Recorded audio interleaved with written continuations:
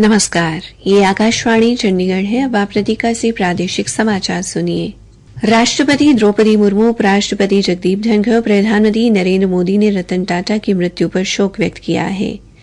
राष्ट्रपति ने कहा कि रतन टाटा के जाने से भारत ने कॉरपोरेट विकास को राष्ट्र निर्माण और उत्कृष्टता को नैतिकता के साथ जोड़ने वाली एक महान हस्ती को खो दिया है। श्रीमती मुर्मू ने कहा कि रतन टाटा ने अपनी महान विरासत को आगे बढ़ाया और इसे विश्व भर में अधिक प्रभावशाली बनाया।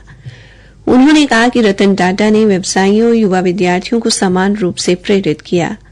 उपराष्ट्रपति ने अपने शोक संदेश में कहा कि रतन टाटा के देहांत से उन्हें गहरा दुख पहुंचा है। श्री धनखड़ ने कहा कि रतन टाटा भारतीय उद्योग की महान हस्ती थे, जिन्होंने आत्मनिर्भर भारत के निर्माण में अविस्मरणीय योगदान दिया। उन्होंने कहा कि टाटा का योगदान भारत और उसके बाहर उद्यमियों को हमेशा प्रेरित करेगा। प्रधानमंत्री नरेंद्र मोदी ने सोशल मीडिया पर एक पोस्ट में कहा कि रतन टाटा के निधन से उन्हें गहरा दुख पहुंचा है। रतन टाटा के साथ अपनी बातचीत को याद करते हुए श्री मोदी ने कहा कि उनका दृष्टिकोण बेहद व्यापक था।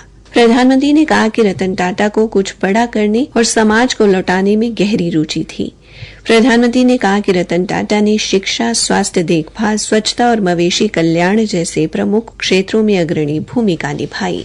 हरियाणा के कार्यवाहक मुख्यमंत्री नायब सिंह ने भी देश के प्रसिद्ध उद्योगपति रतन टाटा के निधन पर संवेदनाएं व्यक्त की हैं।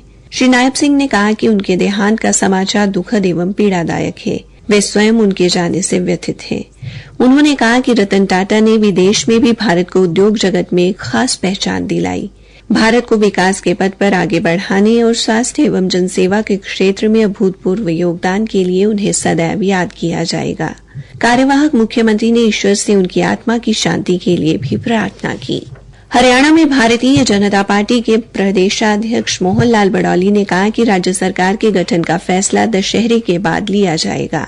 कल नई दिल्ली में मीडिया के सवालों का जवाब देते हुए श्री बड़ौली ने कहा कि उनकी और कार्यवाहक मुख्यमंत्री नायब सिंह की भारतीय जनता पार्टी के राष्ट्रीय अध्यक्ष जगत प्रकाश नड्डा के साथ मुलाकात हुई है, लेकिन नई सरकार के शपथ ग्रहण के बारे में कोई चर्चा नहीं हुई। उन्होंने कहा कि अभी शपथ ग्रहण के लिए कोई तिथि तय नहीं हुई है।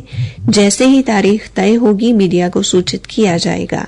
श्री बड़ौली ने कहा कि हरियाणा के लोगों ने तीसरी बार भारतीय जनता पार्टी को डबल इंजन की सरकार बनाने के लिए चुना है।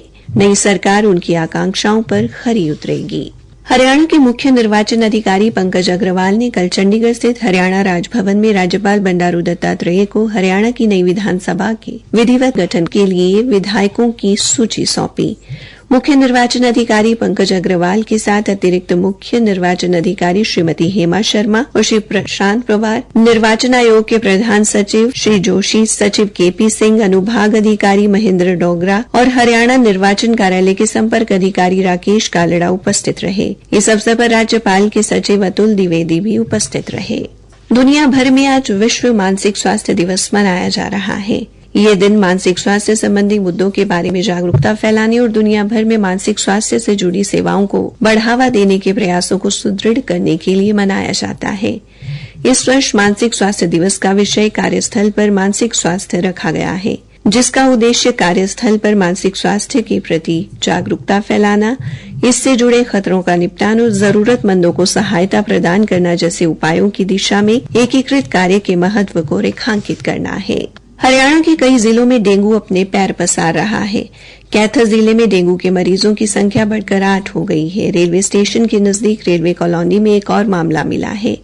नया मामला मिलने के बाद स्वास्थ्य विभाग की टीम ने कॉलोनी का दौरा कर बुखार से पीड़ित लोगों के खून के नमूने लिए हैं। सभी नमूनों को जांच के लिए प्रयोगशाला में भेजा गया है।